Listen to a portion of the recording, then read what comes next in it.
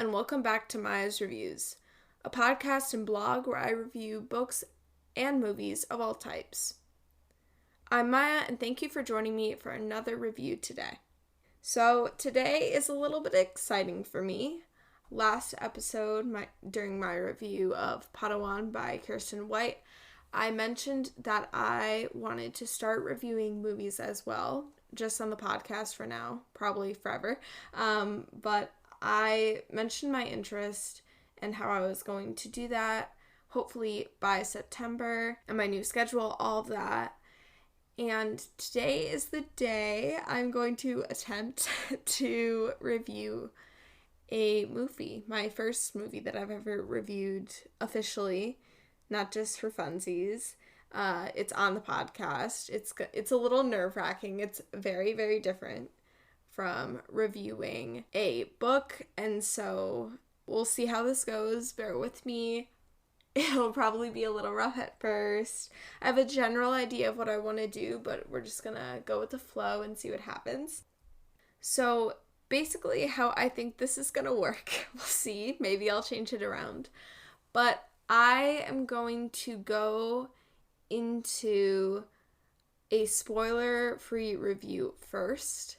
I'll go over all the things that I can, and then I'll give a warning, probably an ad break, we'll see. And then I'll go into spoilers because it's I want this to be a little different than my book reviews in terms of actually discussing the movie in depth rather than how I discuss books kind of at surface level. They're usually pretty much all spoiler-free, my book reviews. So I want this to go a little bit differently, but we'll see. And I'll definitely give a spoiler warning for those of you who have not seen the movie yet. But this is what I'm going to attempt. We'll see how it goes. Don't know how it's going to work, but we're going to try. Today, I will be reviewing Nope by Jordan Peele.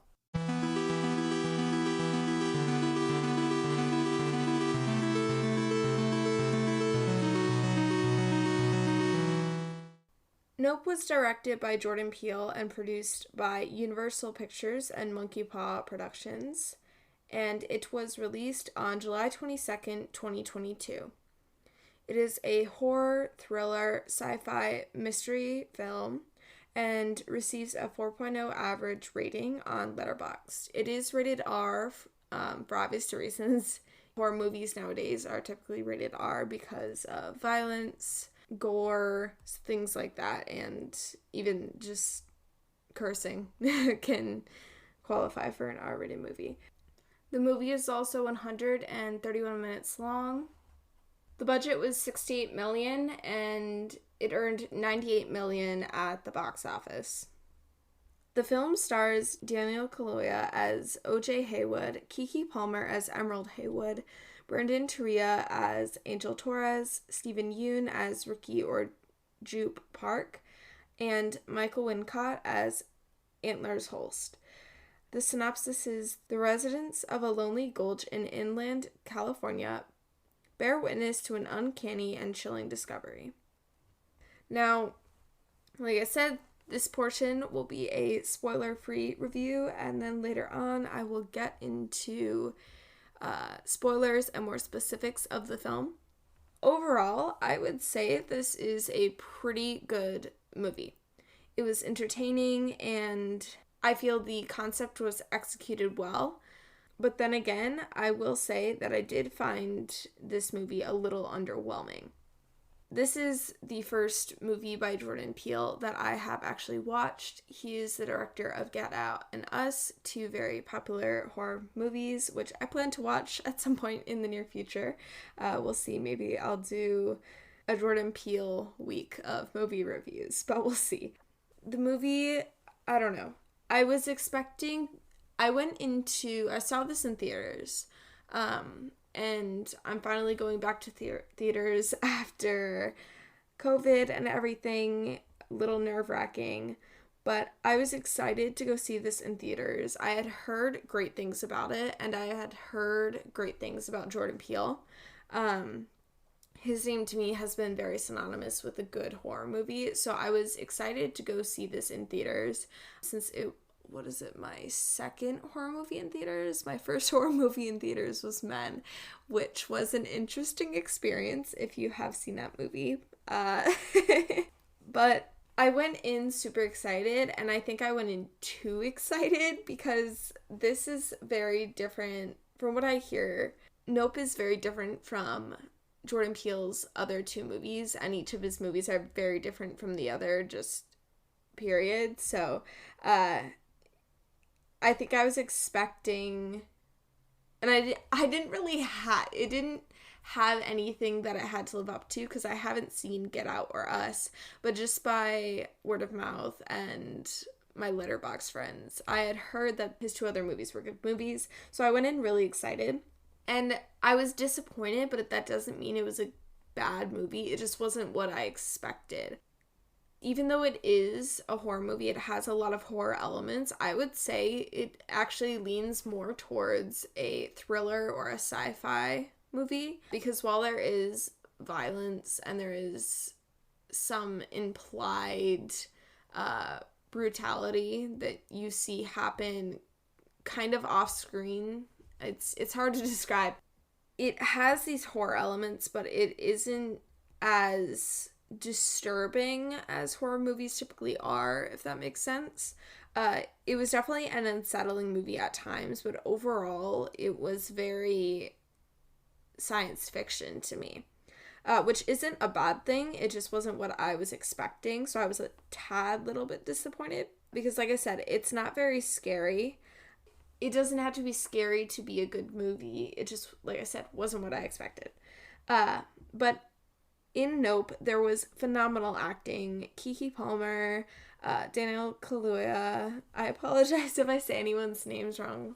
I am horrible at names. And Brandon Teria and even Steven Yeun was great at their roles. The characters had a lot of depth, and I became attached to them. I was worried for them throughout the entire film. There was a lot of tension, which I think was what made this movie so good, is that you didn't know what was going to happen. There's two storylines, I believe. One is a main one is kind of a side one, and they don't really connect.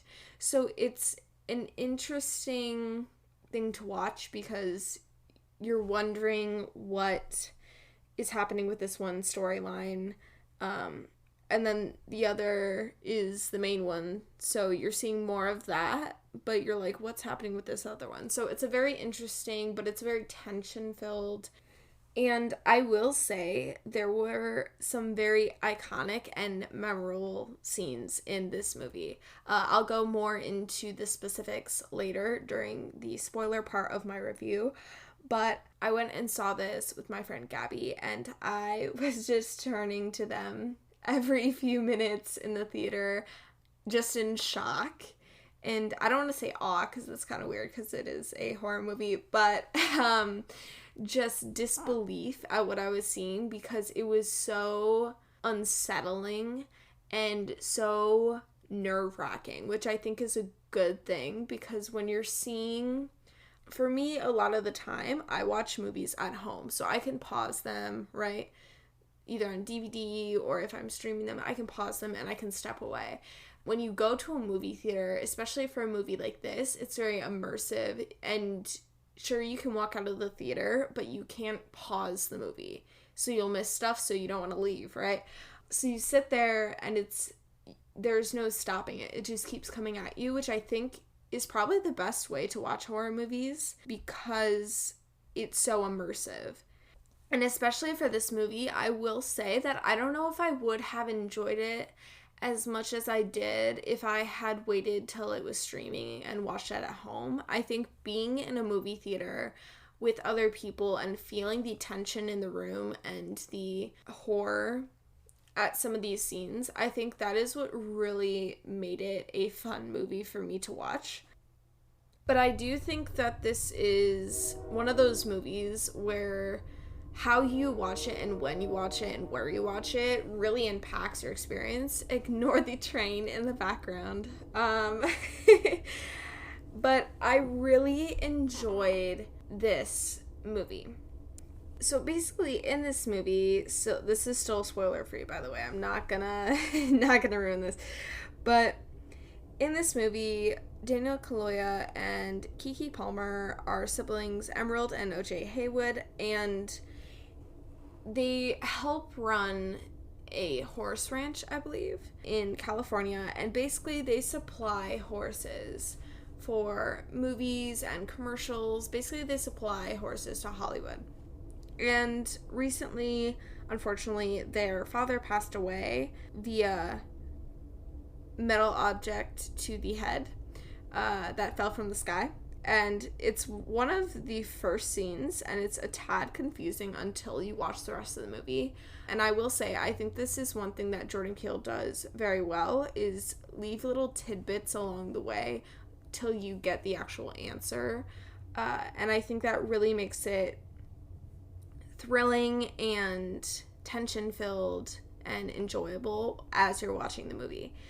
But basically, the siblings are contemplating the future of their ranch, and they start to notice some abnormal scenarios and objects. The power flickers out, and not just their power, but their phones too, which I don't know about you, but when my power goes out, and it goes out all the time because storms, your phone, your cellular phone, your cell phone, your iPhone, your Samsung, whatever you have, your Android, that doesn't go out with the power. And so it's a tad weird. And naturally, you would assume that there's aliens.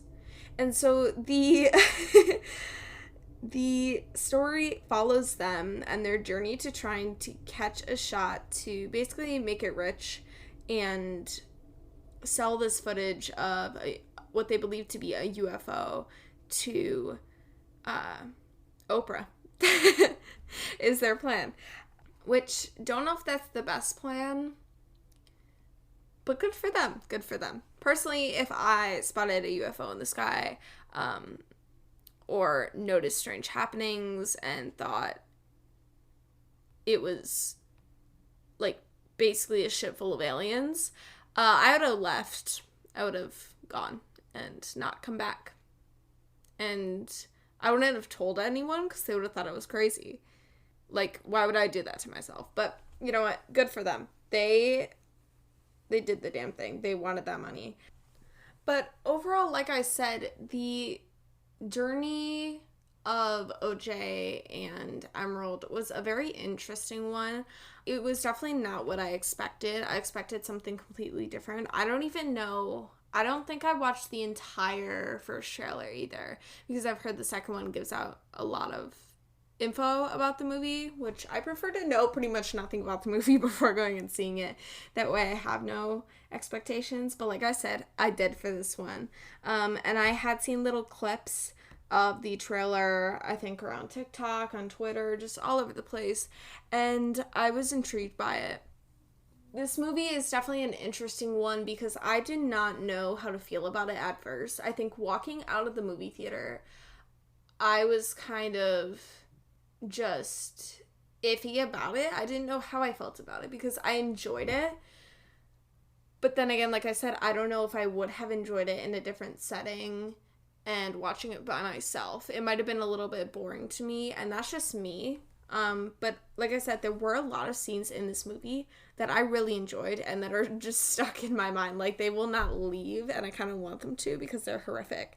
But the movie features a lot of peaks and a lot of lows where the characters are they're going through a rough time. I mean, there's a UFO basically stalking the sky, and, you know, don't look up, you guys. Don't look at the sky. Don't look at clouds. Don't go sky watching. Don't go bird watching. Don't do anything because you'll see a UFO. The movie really peaked for me in the middle.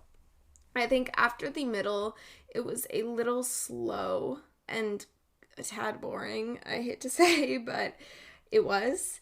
The beginning was very tension-filled, and it was all built up to this big moment where you're like, holy crap, that was insane. And then after that is repetitive. Things didn't really make sense to me. I mean, actions of the characters, and like I said, I'll get into specifics later because it's very difficult to talk about the movie without talking about it. It was hard to see why certain characters made certain decisions, which really put me off and like took me out of the movie experience because I was like, that was kind of weird. Why'd you do that? But two, I think after the middle, it was a little bit of a letdown because you think it'll keep building, right? And it just didn't. It kind of fell off. And it didn't ruin the rest of the movie for me, but it definitely wasn't what I would have wanted to see in relation to the rest of the movie, not just my expectations. But I don't know. I didn't hate or love the ending, but I definitely really, really enjoyed the rest of the movie. And that's why I think this movie is definitely a 4 out of 5 stars. I wouldn't move it up anymore. I wouldn't move it down anymore. I don't think it's deserving of 3 stars, but I don't think it's deserving of 5 stars. So, you know what? 4 stars is a nice compromise. Overall, I enjoyed certain scenes, but I don't know if I would watch it again per se. I don't know if it would keep my attention again. And I think part of that is because, like I said, where I watched it and how I watched it just added to the fear that I felt, because there were parts of this that were scary to me, which is kind of funny because a lot of horror movies don't scare me, but there were some unsettling parts in here where I was like, oh, I don't want to deal with that. Please leave me alone. I think a huge part of that was watching it in the dark in a theater, surrounded by people who were also watching this movie. And I don't think watching it at home, even with other people, I don't think it would have been the same experience, and I don't think it would have been as good to me. But overall, I would say it is a 4 out of 5 star movie. I'm definitely intrigued now to know what Jordan Peele's other movies are like. I'll definitely be watching Get Out and Us soon, which I've heard a lot of people say are better. So I don't think this is a bad movie. It's not an excellent movie, but I definitely really enjoyed it. It was a fun experience to watch, and it's not like I would go back and be like, I would have never have watched that if I had the choice, right? I'm glad that I watched this. So I would definitely recommend it. And if you have watched Jordan Peele's other movies, don't know how you'll feel about it because I haven't, so I can't tell you how they are in comparison. But I definitely enjoyed this. So with that said, I'm going to go into spoilers now. I'm going to put an ad break about here, and then we'll go into spoilers.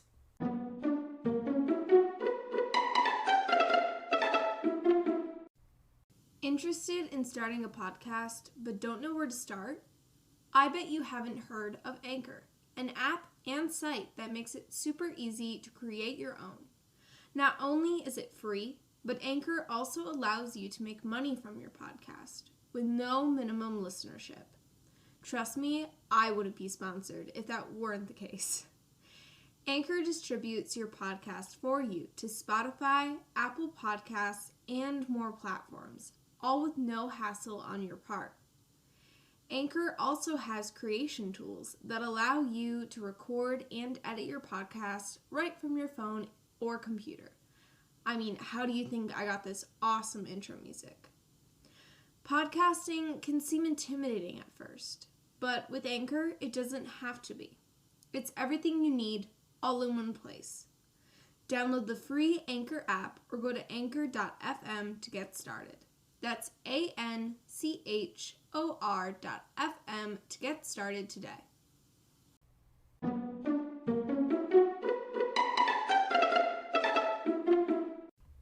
Just another fair warning.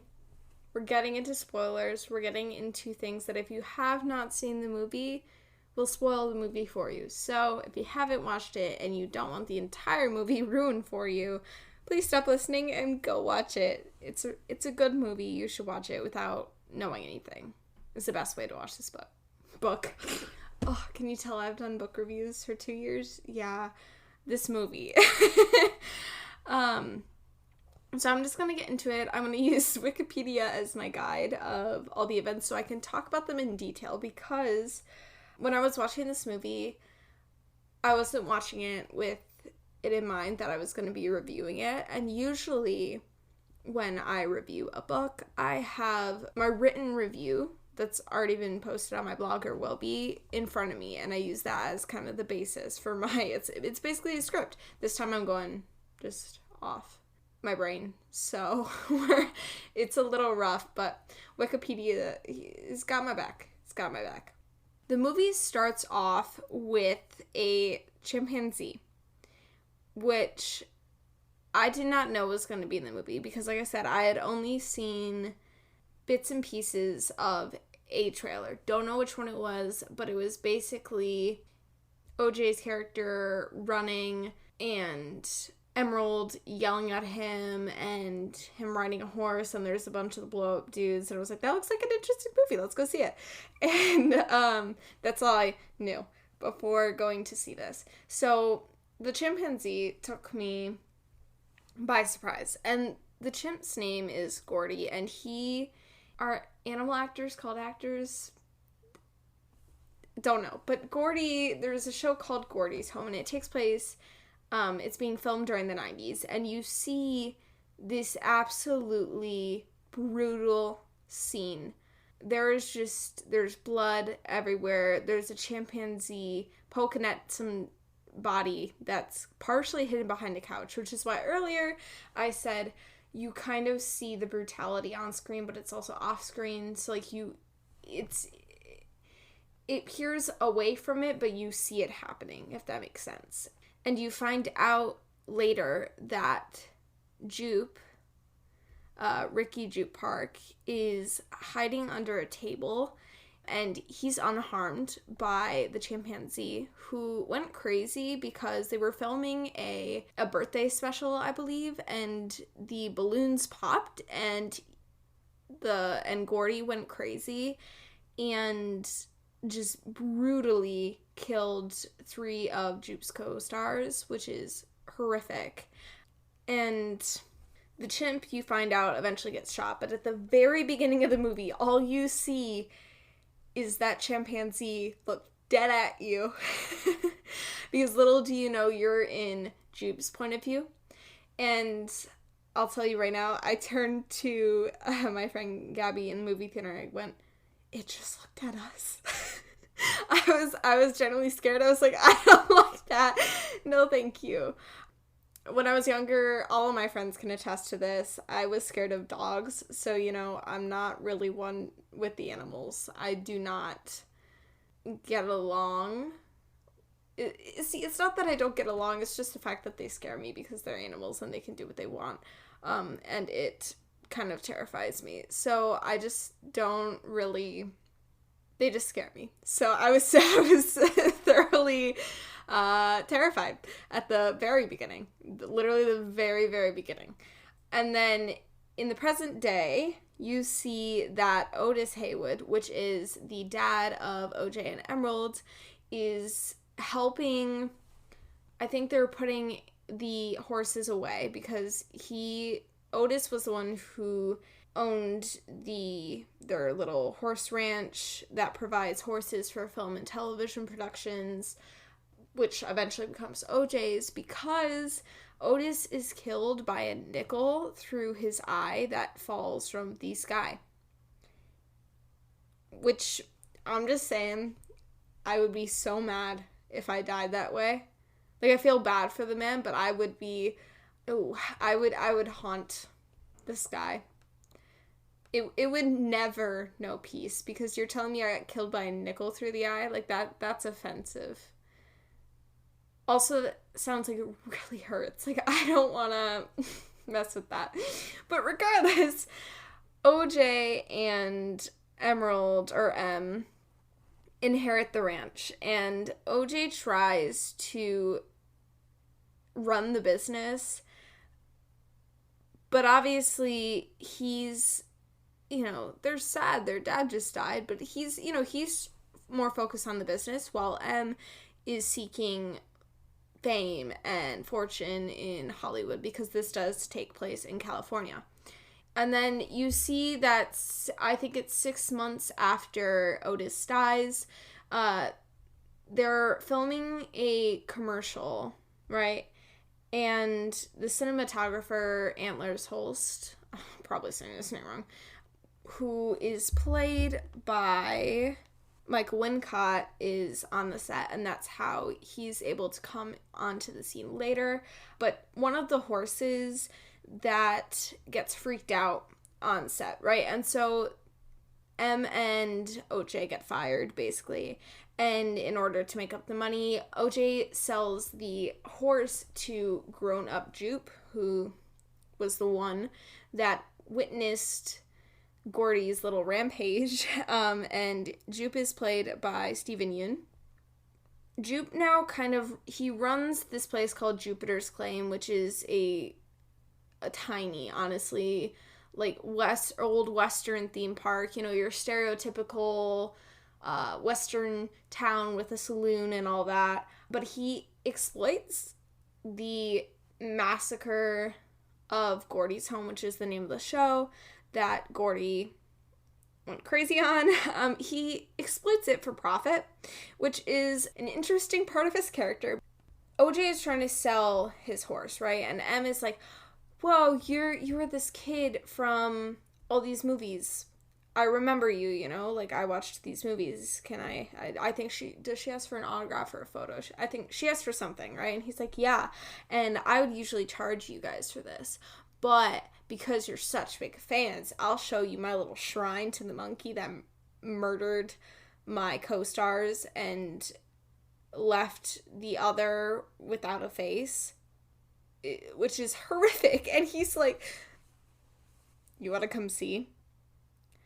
And I honestly thought, because I think he mentions, like, they tried to bury those 7 minutes of footage where Gordy went crazy, but they never really could. And I turned to Gabby and I was like, does he have the footage? Is that what we're about to see? But you don't see it. It teases you, which I think I'll get into it later, because originally I had no idea what this movie meant. But then after watching various after watching various theory videos and reviews, I think I like the idea that this movie is kind of pointing out how we as humans like to see crazy things, even at the expense of others. And I think that is what this movie points at, but I'll get into it later, because you gotta have all the evidence first to support my claim. And so basically that night they go home after selling the horse, right? And they see a UFO shaped thing that has been eating their horses, and actually is what killed Otis by raining quarters from the sky. And so these siblings, they both are like, you know what, might as well make money out of it, which I understand, but like I said, personally would never, ever, ever put myself in that situation. But they decide, let's document this and get evidence of it, and then we can sell it and get rich and famous. And so they go to, I guess, like a Best Buy, right? I don't know what it was. It's some store that sells cameras, and that's where they meet Angel Torres, played by Brendan Teria.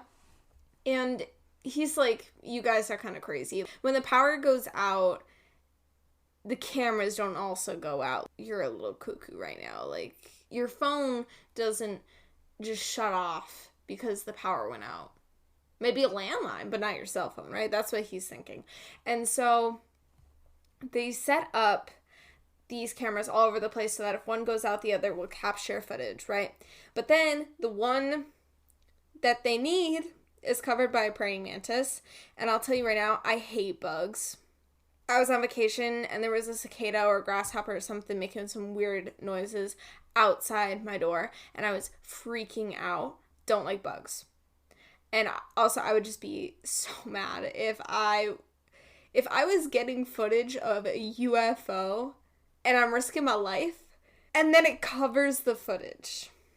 That's a little rude. But anyways, Angel, even though it's not his job to watch the cameras that he helped set up, he still watches them because he's interested, because he kind of figured out, oh, you guys are watching for UFOs, wink wink, haha, I got you. So he's watching, and he's like talking to M through, I forget whether, does he call her? Probably, but he's like, there's a praying mantis, you gotta go take it off. And so Angel is just watching this, and M's running out there, and OJ is out there, I think, too. Is he on one of his horses? No, I think he's outside for whatever reason. I forget. Oh, yeah, he was putting away one of the horses that got out. And I was like, sorry, that horse would have been stuck out there and probably dead, because I am not risking my life to go put a horse back in its pen. I'm not, also don't know horse terminology. If I'm wrong, I'm wrong.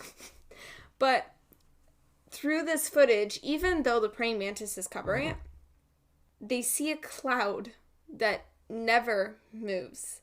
And they assume, I think rightfully, it's kind of smart, that the UFO hides in this cloud, which is why I said no cloud watching anymore. But you basically find out that when you look at this UFO, supposedly, which turns out to actually be an alien itself, because, sorry, but UFOs don't, like, eat people, so, you know. When you look at this alien, it senses you or something, and it comes and tries to eat you, which is, like, I get it. Maybe the alien hasn't done its makeup that day or its hair, but you don't gotta eat people. And so basically, besides all the monkey scenes, because I will say this right now, all the things with Gordy, which is almost completely separate from the main storyline of the alien, except for giving off the same message.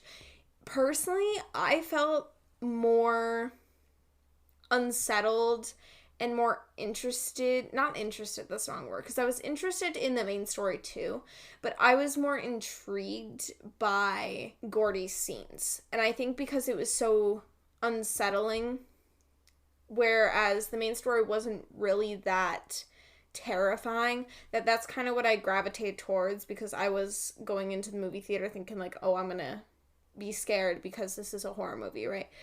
But like I said, it's more sci-fi because of the UFO alien aspects. So I did find the little side story more terrifying, but I will say right now that what I'm about to talk about next is one of the scenes that is just stuck in my mind. It is an insane scene, and it is so haunting, because Juke, he has a live show at Jupiter's Claim where he talks about luring out the UFO or alien for an audience that also happens to have, I think her name is Mary Jo, who was his co-worker or co-star on Gordy's Home, who was brutally attacked by Gordy but managed to survive, but she was left disfigured.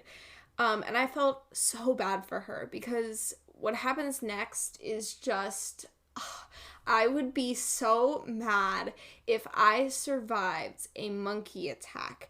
And then I go to see, like, haha, yeah, okay, Jupe, I'm gonna go see you lure out a UFO. And then that UFO eats me. I would be so incredibly mad. There would be no place that UFO could hide, because I would haunt the crap out of it. I would be so mad. That is just so unfortunate. But basically, right? He's gonna feed the horse that OJ sold to him to this UFO, which, first of all, don't know where Jupe knew about the UFO from, and I don't remember whether it ever explains that.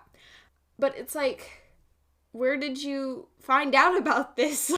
They're all looking at the sky, and obviously they're not expecting a real UFO. Who expects a real UFO when you go to an alien show, right? Not that I've been to one. I don't even know if there is alien shows. But the UFO, the alien, comes out of the sky and eats everyone. And it's basically like a huge vacuum, I guess, where it just sucks everyone up, and you can see their shadows flying through the sky into this alien. And then it looks like, I'm trying to think of the best way to describe it. It's kind of like, when you go to some organized event and there's the little bouncy houses that you race through, and there's the big standing air-filled poles that are that you bump into them, but you gotta race through them. It's kind of like if it was that, but you were inside one of those poles. They basically are being digested inside of this alien, and you can hear it happening. It is so absolutely disgusting, and I'm laughing right now because I'm uncomfortable, but it was a great scene to have in this movie, but it was so uncomfortable, and I was so claustrophobic. I was literally my eyes were glued to the screen and I could not look away. I think that scene is one of the best and most memorable scenes in this movie, besides it raining blood after it eats all the people, because OJ wanted to lure it, right? So he set out a fake horse, which I think in return Jupe's kids pranked him, which that scene literally had nothing to do. It had no effect on the story at all. It was a fake prank, but I was so scared. That scene, I was terrified, and it was just 3 little kids pranking a grown man, so but that horse, that fake, I think it was a metal horse, was fed to it, and then it ate all those people, and now it's hurt, and so it just rains blood on the ranch that OJ and M own, and M and Angel are inside, but OJ is just driving up to this house, and I would not have the balls to drive up to a house that is raining blood over it. Goodbye. I don't need to put myself in that situation, and I don't want to do it. So, nope, no thanks. After all this, right, because OJ went to the, what is it called, Jupiter's claim, and he sees the aftermath. The horse is still there because it never looked at the alien, but all the people are gone, and I think he then realizes it'll eat anything that looks at it, and so he thinks now, well, if I look at it, I can lure it and I can capture footage of it. So he reaches out to that cinematographer from earlier, Anders Holst, I believe. The dude initially refuses. He's like, nah, I'm not gonna do it. But then news about the missing people from Jupiter's claim spreads, and he's like, maybe I will do it, which would make me want to not do it even more, but you know what, he wants UFO footage. And so now he brings a hand-cranked camera to capture footage of this UFO. And I'll say now, after the blood rained over the house is where it kind of fell off for me, and there was nothing else after that was really memorable or not exciting, but not terrifying. There was nothing after that was tension-filled, because I could kind of see things happening now. Like, I knew, this guy's probably gonna die because he's a little woohoo in the head, and that's exactly what he did. Holst basically he gets footage of this alien because some random TMZ reporter goes onto the field and he's thrown from his motorcycle because it shuts down because of the alien, remember, because it shuts down anything electric, and he goes flying and he just breaks all, like, his bones are broken, and he looks at the alien because what else is he supposed to do, and he gets eaten.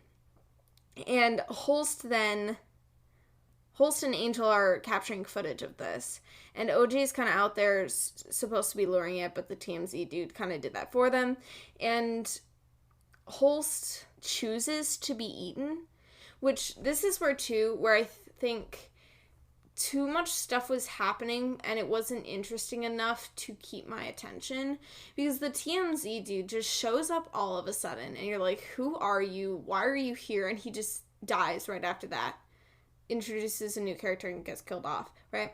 And then Holst gets the footage that he's wanted all along, and then he's like, we shouldn't have this footage, so he goes up to the alien and lets himself get eaten, and I'm like, where was this switch? What? And then Angel almost dies. Like, everything just gets crazy, and Angel actually, like, gets tethered by barbed wire, and that's the only reason he survived, and I was like, that is so, that would hurt so bad. But then there's this huge standoff where it tries to eat M, but then OJ looks at it, so then it tries to eat OJ, but then M looks at it again, so it tries to eat M, and then OJ looks at it and tries to eat OJ, and it's like back and forth, and I'm like, okay, it's gotta eat someone, so I just eat someone. And so then M finally moves and goes on the motorcycle that the TMZ guy was riding, and she goes to Jupiter's claim, where she lets loose this big balloon mascot dude, which has eyes, which is important because it looks at the alien, right? Which, don't know how that works, but whatever. And it lures the alien, at which point M is using this well that takes pictures to try and take a picture of this alien in the sky, which is what the entire point of the movie is, right? And then the alien eats the balloon, and then it explodes, which I'm like, how did a balloon kill it, but a metal horse didn't? Don't know how that works, but, it's fine. And then she gets proof. She gets a picture. She gets a perfect picture of this alien. And then she leaves it right where it spits out, while reporters are assembling at the entrance of this little theme park, right? Because OJ survives, so she's like, OJ, I'm so glad you survived, which, yeah. But get that photo. Like, what are you doing? I don't know. So that is basically all that happened in the movie. And like I said, the first, I'd say like 2/3 of the movie were phenomenal. I really loved them. But then it really, really dropped off during the last third of the movie, and I think it was just because it had built up so much tension, and then there wasn't any of that anymore. I feel like there should have been some huge thing at the end, and I don't know what that would have been. I don't know what it would have looked like, because I am not Jordan Peele. But personally, for me, it would have made more sense, and I would have been more excited had something bigger than both of those, than it eating all those people and raining blood. Something bigger than that had happened. And like I said, it kind of just was not all over the place, because it still was following the plot, but it was very sped up to the point where a lot of things were happening, but it felt like nothing was happening, so then it was just kind of, it wasn't boring, but it wasn't interesting, which is why I didn't really like the ending of the movie. Because besides that, the fact that the alien was defeated by a large balloon was was underwhelming, and I felt like there could have been some better way to destroy it or kill it or something, or it would have been better if it wasn't destroyed and they didn't get that shot. Because I think, because that would have made more sense too for the cinematographer guy who dies, because he's like, we shouldn't have the shot, and he just dies. It would have made more sense had they not have gotten the shot, because then that would have added more meaning, like, oh, maybe he was right. But they got the shot, so it's like, well, what was all this for then? And like I said, I think too, it was a tad frustrating how Jupe dies, but there was his whole backstory is an entirely separate plot line. And so it didn't, I'm sure if I looked more into it, it would make more sense to me. But it was a tad confusing. I've said tad like 5 million times. I don't know why today is the day I decided to use that word forever and always. But you're welcome, you guys. But like I said, the last third of the movie was a little confusing and not as exciting as the first 2/3, and I think that's what dropped it from 5 stars to 4 stars for me, because if it had stayed the same kind of formatting or tension filled as it was near the beginning and middle, this would have been a 5-star movie. And like I said, I enjoyed this movie a lot, but that last third was really difficult to get through. And like I said, I don't know if I would have finished. I don't know if it would have been the same had I watched it at home, because I couldn't pause the movie and walk away in the theater. But at home, maybe I would have paused and been like, I'll finish this another day because I couldn't get through it. Who knows? But I did really enjoy it, and I think the concept was there.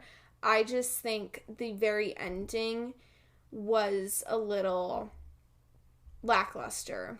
And so now I'm going to get into the different interpretations that I have heard, because like I said, I walked out of that movie theater at the very end of this movie thinking, what did I just watch? Like, what did all that mean? Because I didn't know what it all meant. And the most popular thing that I've seen has been how Hollywood uses people and spits them out, right? Kind of like the horses are used for the commercials and the film and everything like that, and then Gordy is used, and then the alien is used, right? I think there's also a tinge of, not animal abuse, but animal cruelty in there, where we shouldn't be using animals for our entertainment, right? And then there's what I mentioned earlier, where we as people have a morbid curiosity, and we like seeing dark things. We like seeing things happen to other people. Not that we like it, but we're intrigued by it. And I don't know whether Jordan Peele is commenting on whether that's right or wrong, but I think there's many different things that point to exploitation in this film of animals and people and tragic events. I think all of that kind of combines somehow. Not sure how, because I am not that smart, but I do think the message here is really good, and it's not super obvious, so that you really have to think about it. This is a really good movie to help you think about things, which I really enjoyed. I think a lot of the movies that I like aren't very straightforward. I like the imagery. I like the metaphors, right? I like all of the movies or shows or books that make me think hard about what I'm reading, because then it's more meaningful in a way, right? So I definitely enjoyed this movie. Like I said, there were a lot of good things, but then there were some things that made me not so sure about this movie. So I really, really enjoyed it. And if you made it this far, hopefully you haven't watched the movie yet. What are you doing here? But I really enjoyed this movie, and I think if you haven't seen it, which, like I said, don't know why you're here, but you should see it, because it was a good movie. And while it wasn't, some of it didn't work for me, I think for people who gravitate more towards sci-fi, but like horror as well, would really, really enjoy this movie. I think what made it less exciting for me was the fact that I went into this thinking like, oh, I'm gonna go see a horror movie, when it was more kind of a mix of genres. And then the ending too, like I said, fell a little flat. But besides that, excellent movie. And I will definitely be checking out the rest of Jordan Peele's films because I've heard those are excellent as well. So that is the end of my review of Nope, directed by Jordan Peele. I hope you enjoyed it. And if you did, please stick around for newer episodes. Subscribe on whatever platform you're listening on. Also, check out my blog, Maya's Reviews, at mayagreviews.wordpress.com, where I review all types of novels.